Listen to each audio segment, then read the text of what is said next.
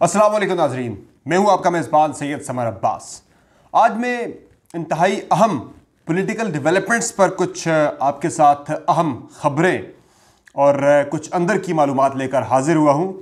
और नाजरीन, जैसा कि मुल्की अपोजिशन की 11 बड़ी जमातों ने हुकूमत के ख़िलाफ़ इतवार के रोज़ एक APC करके एक मुश्तरका लाए अमल का ऐलान किया है, जिसके तहत नंबर 1 वज़ीर-ए-आज़म इमरान खान साहब का इस्तीफ़ा मांगा गया है। उसके साथ साथ अपोजिशन ने जलसे करने हैं अक्टूबर के महीने में, फिर नवंबर दिसंबर में जो है एक तहरीक जो है वो लॉन्च की जाएगी और जनवरी में इस्लामाबाद की तरफ लॉन्ग मार्च किया जाएगा अपोजिशन की जमातों की तरफ से। और इसमें दो ऑप्शन है इस मार्च के बाद। एक तो अपोजिशन अदम एतमाद की तहरीक ला सकती है स्पीकर के ख़िलाफ़ और वज़ीर-ए-आज़म के ख़िलाफ़, जबकि ख़ुद अपोजिशन भी इज्तिमाई इस्तीफ़े न सिर्फ कौमी असम्बली और सैनेट बल्कि सूबाई असम्बलियों से भी दे सकती है। अगर ऐसा होता है तो एक बहुत बड़ा आइनी बहरान मुल्क के अंदर पैदा हो सकता है और तहरीक इंसाफ के लिए ऐसे हालात में हुकूमत जारी रखना काफ़ी मुश्किल और चैलेंजिंग हो सकता है। अब नाज़रीन, होने क्या जा रहा है? इस सारे सिनेरियो में एक बड़ी अहम मुलाकात सामने आई जो कि 16 सितंबर को आर्मी चीफ की हुई मुख्तलिफ पॉलिटिकल पार्टीज़ के पार्लिमानी लीडर्स के साथ। और इस मुलाकात में मुस्लिम लीग नून के सदर मियां शहबाज शरीफ और पाकिस्तान पीपल्स पार्टी के चेयरमैन बिलावल भुट्टो जरदारी भी मौजूद थे। मुस्लिम लीग नून के वफ़द में ख्वाजा आसिफ और एहसन इकबाल भी मौजूद थे, जबकि पीपल्स पार्टी के वफ़द में शीर रहमान और दीगर रहनुमा भी इसमें शरीक थे। और नाजरीन, इस मुलाकात के अंदर कुछ बड़ी अहम बातें हुई। ये मुलाकात जो है बुनियादी तौर पर तो इस्लामाबाद में बुलाई गई थी कि आर्मी चीफ एतमाद में लें तमाम पॉलिटिकल पार्टीज़ को कि गिलगित बल्तिस्तान को आर्जी तौर पर, एक प्रोविजनल तौर पर एक सूबे का स्टेटस जो दिया जा रहा है उस पर तमाम पॉलिटिकल पार्टीज़ जो हैं वो कानून साजी में साथ दें। चूँकि ये पाकिस्तान का मामला है, ये पाकिस्तान के नेशनल इंटरेस्ट का मामला है, इसमें किसी किस्म की कोई सियासी मुखालफत ना हो। अब ये कौमी मुफाद के मामले पे तो तमाम पॉलिटिकल पार्टीज़ को एतमाद में ले लिया गया, लेकिन नाज़रीन, इस मीटिंग के अंदर कुछ बड़ी अहम और दिलचस्प बातें हुई।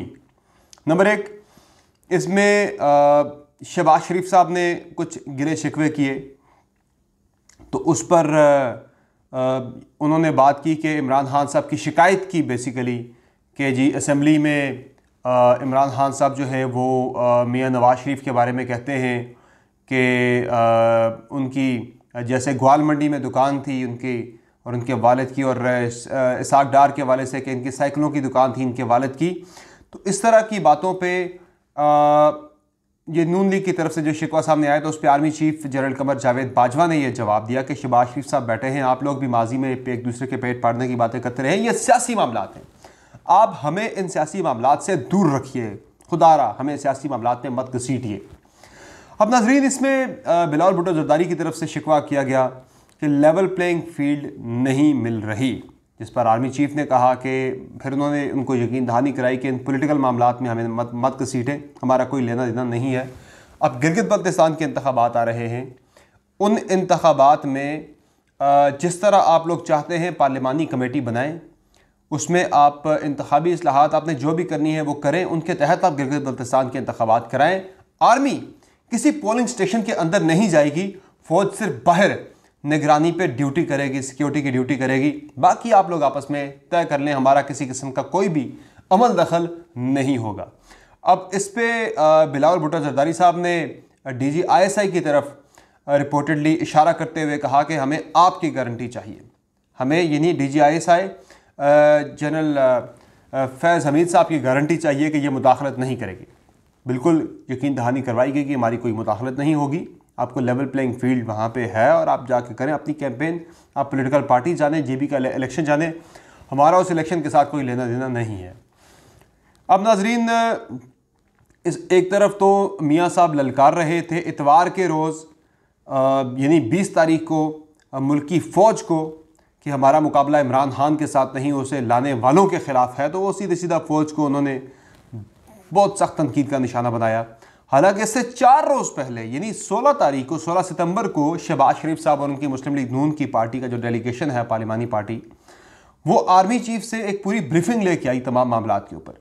अब नाजरीन, उस मीटिंग के दौरान जनरल कमर जावेद बाजवा ने तमाम पॉलिटिकल पार्टीज़ की लीडरशिप को ये पैगाम दिया कि ये निज़ाम चलेगा, ये सिस्टम चलेगा, यानी सिस्टम चलेगा। उससे पॉलिटिकल पार्टीज़ ने ये नतीजा अखज़ कर लिया अपने तौर पर ही कि शायद बाजवा साहब उन्हें यह कहना चाह रहे हैं कि ये हुकूमत चलेगी तहरीक इंसाफ की और ये निज़ाम चलेगा। हालांकि फ़ौज की तरफ से ये उनका मौक़िफ़ है कि हमने डेमोक्रेसी की बात की थी, जमहूरी निज़ाम की बात की थी कि ये निज़ाम चलेगा। वो कहना ये चाह रहे थे, उसको मिस इंटरप्रेट किया गया और फिर उसके 4 रोज़ बाद जो अपोजिशन की APC हुई उसमें फ़ौज की भरपूर मुखालफत की गई। चूँकि शहबाज शरीफ साहब ने मियाँ नवाज शरीफ साहब को ब्रीफ किया टेलीफोन पर इस मीटिंग के बाद कि army chief general Qamar Javed Bajwa साहब ने बता दिया है कि भाई ये सिस्टम चलेगा। तो उसका नतीजा, उसका मतलब उन्होंने ये लिया कि कमर जावेद बाजवा साहब उन्हें कह रहे हैं कि ये हुकूमत चलेगी, मैं इसके साथ हूँ, सिस्टम के साथ हूँ। हालांकि वो डेमोक्रेसी के साथ खड़े होने की बात कर रहे थे। इस पर मिस इंटरप्रेट हुआ ये मामला या वटेवर। उस पर फिर इतवार को आपने देखा कि पूरा फ़ौज के ख़िलाफ़ एक महाज गर्म कर दिया गया अपोजिशन की तरफ से।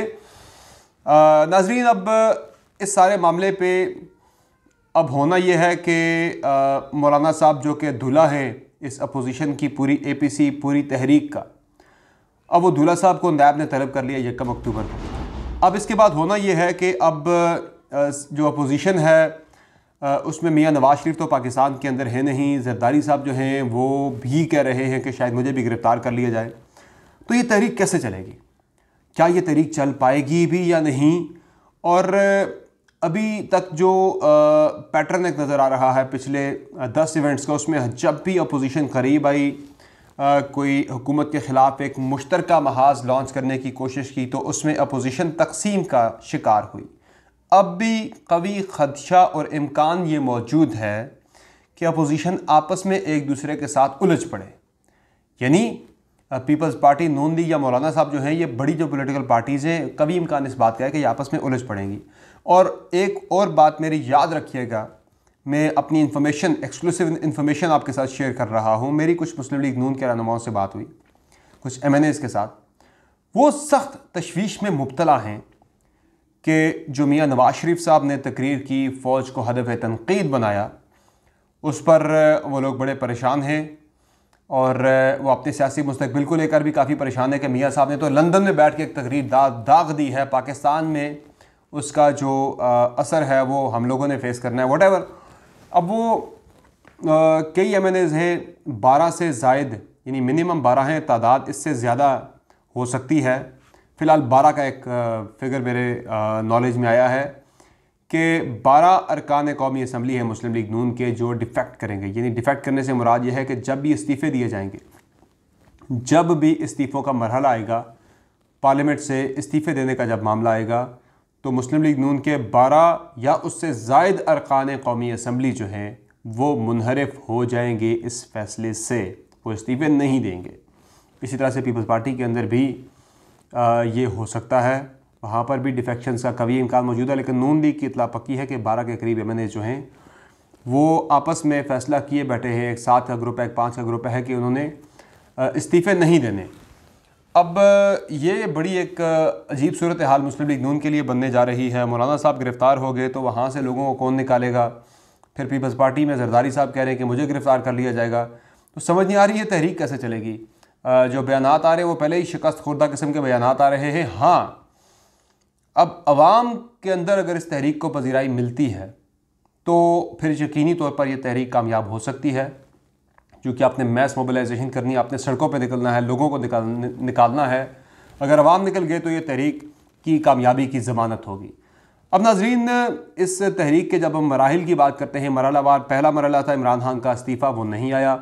दूसरा मरहला है जलसे किए जाएंगे। जलसों के अंदर जो कराची के अंदर जलसे होंगे वहाँ पीपल्स पार्टी की ज़िम्मेदारी होगी, बंदों को लेके आना, वो जलसा भरना पीपल्स पार्टी के ज़िम्मे होगा।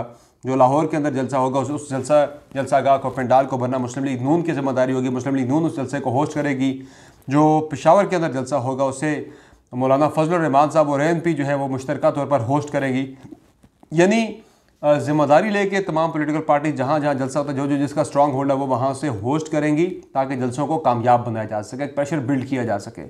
फिर उसके बाद दूसरे मरहले में रैलीज़ होनी है, मार्चेज़ होने हैं और फिर जनवरी में जाके ये होनी है। अब नाजरीन, जो बातें हो रही हैं, मुलाकात हुई है आज मौलाना फजलुर रहमान साहब की और बिलावल भुट्टो ज़रदारी की, जिसमें ये फ़ैसला किया गया है, जिसमें इस अज़्म का इजहार किया गया है कि मार्च से पहले पहले हुकूमत को घर भेजना है। अब यहाँ बड़ा अहम सवाल है कि जनवरी का महीना क्यों मुंतखब किया गया है हुकूमत के ख़िलाफ़ फ़ैसला कुन तहरीक शुरू करने का, तहरीक को फ़ैसला कुन मरहले में दाखिल करने का, और मार्च से पहले की बातें क्यों हो रही हैं? तो नाजरीन, मार्च के अंदर सेनेट के इंतखाबात होने जा रहे हैं और अपोजिशन को ये पता है कि आज जो थोड़ा बहुत अपोजिशन का असर रसूख है भी, हुकूमत अपोजिशन के पास किसी मामले पे आती है या फंसती भी है, वो इस वजह से आती है कि सेनेट के अंदर अपोजिशन की अक्सरियत है। कोई भी कानून पास करने के लिए गवर्नमेंट को सेनेट में अपोजिशन की हिमायत दरकार होती है, वरना उन्हें जॉइंट सेशन बुला के कोई बिल पास करवाना पड़ता है। वहाँ पर भी इस वक्त जो अगर जॉइंट सेशन के अंदर भी अपोजिशन के 222 अरकान, ओवरऑल जो उनकी स्ट्रेंथ बनती है 222 बनती है, हुकूमत की 221 बनती है, मगर हुकूमत ने फिर भी बिल पास करवा लिया। लेकिन कभी इम्कान मौजूद होता है कि जॉइंट सेशन के अंदर भी गवर्नमेंट को डिफीट हो जाए अगर अपोजिशन वहाँ पर अपनी स्ट्रेंथ दिखाए। लेकिन नाज़रीन, मार्च का महीना बड़ा इंपॉर्टेंट है। मार्च में सेनेट के इंतखाबात होने हैं और सेनेट में हुकूमत जो इस वक्त अक़लियत में अपने आप को देख रही है, अक़लियत में है, वो हुकूमत सेनेट के अंदर अक्सरियत में आ सकती है मार्च के महीने में। मार्च 2021 बड़ा अहम महीना होगा, इसलिए अपोजिशन को ये नज़र आ रहा है कि जो भी हमने करना है, जो भी करना है वो मार्च से पहले पहले करना है। चूँकि इमरान खान अगर मार्च गुजार गए, यानी मार्च में सेनेट के इंतखाबात में अगर तहरीक इंसाफ को खातिर ख़ास सीटें हुक्मरान इत्तेहाद को मिल गई और इस दफ़ा तहरीक इंसाफ की हुकूमत एक कानून भी लेके आ रही है कि सेनेट में ओपन वोटिंग की जाए, ताकि किसी किस्म की जो सीक्रेट बैलेटिंग है, जहां वोट के इधर उधर होने का इम्कान, ख़तरा या ख़दशा मौजूद होता है, उसे कम किया जा सके। ओपन वोटिंग होगी तो कोई वोट बिक नहीं सकेंगे। जहां जिस पार्टी की जितनी स्ट्रेंथ है on papers, on cards, in the assembly, उसके मुताबिक ही उसे उसी शरह से नशिस्तें मिलेंगी। अगर ऐसा होता है तो सिंध से तकरीबन 80% नशिस्तें जो है, 70 से 80% नशिस्तें सेनेट की वो पीपल्स पार्टी ले लेगी। और पंजाब के अंदर जो है यहाँ पर मुस्लिम लीग नून जो है वो आधी नशिस्तें तकरीबन ले लेगी। केपी के अंदर तकरीबन पीटीआई को सारी नशिस्तें जाएंगी 10 से 11, 11 से 12। इस तरह से बलूचिस्तान के अंदर भी पीटीआई को जाएंगी नशिस्तें, 8 से 9 नशिस्तें चली जाएंगी पीटीआई के पास। तो मार्जिन बड़ा कम हो जाएगा अपोजिशन के पास, सेनेट के अंदर बड़ी टफ गेम बन जाएगी और हुकूमत फिर जो कानून साजी करना चाहेगी वो धड़ल्ले से करेगी। चूँकि सेनेट के पास भी उसके पास अक्सरियत होगी, कौमी असम्बली के पास में भी उनके पास अक्सरियत है ही है, तो फिर अपोजिशन के लिए सूरत हाल काफ़ी मुश्किल हो जाएगी। इसलिए उनका हर सूरत में ये प्लान है, ये एजेंडा है, ये कोशिश है, ये अज़्म है कि मार्च 2021 से पहले पहले इमरान खान की हुकूमत को घर भेजना है। अब ये हो पाएगा या नहीं, ये बड़ा अहम सवाल है। जो जो इवेंट्स अनफोल्ड हो रहे हैं, बड़ी अहम डिटेल सामने आ रही हैं। और जिस तरह से मौलाना को नोटिस आ चुका है नैब की तरफ से तलबी का, में भी मौलाना को गिरफ़्तार कर लिया जाए। आसिफ अली जरदारी दोबारा जेल में जा सकते हैं।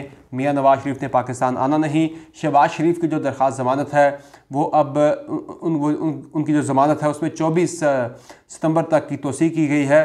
तो ये बड़े इस वक्त तमाम ही अपोजिशन के जो बड़े जो रहनुमा हैं वो कहीं ना कहीं रिस्क में, कहीं ना कहीं ख़तरे में नज़र आ रहे हैं। तो ये बड़ा अहम मरहला होगा, देखना होगा कि इन बड़े कायदीन के बग़ैर क्या अपोजिशन कोई फ़ैसला कुन तहरीक चला सकती है। ये आने वाला वक्त ही बताएगा। इस वीलॉग में मुझे इजाज़त दीजिए। अल्लाह हाफ़िज़।